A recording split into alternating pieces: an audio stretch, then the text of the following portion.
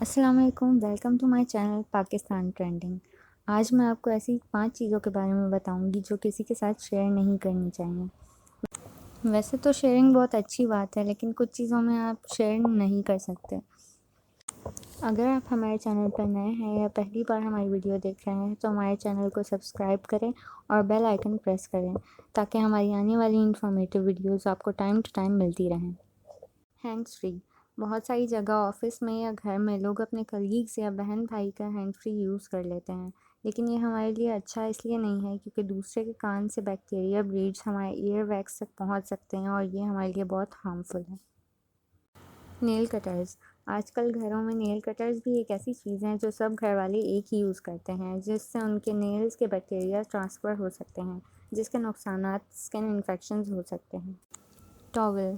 بہت سے گھروں میں ایک ہی ٹاول سے منہ ہاتھ دھونا نہانا ہوتا ہے، جو کہ اس لیے غلط ہے کیونکہ نہانے کے بعد ٹاول ویٹ ہوتی ہے، جس کی وجہ سے فنگس اور بیکٹیریا پیدا ہوتا ہے، جس سے اسکن ڈیزیزز کے چانسز بہت زیادہ ہوتے ہیں۔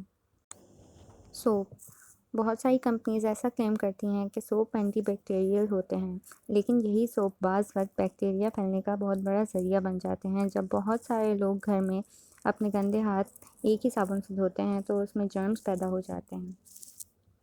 Lip balm. لپ بام بھی ایک ایسی چیز ہے جو کسی اور کے ساتھ شیئر نہیں کی جا سکتی۔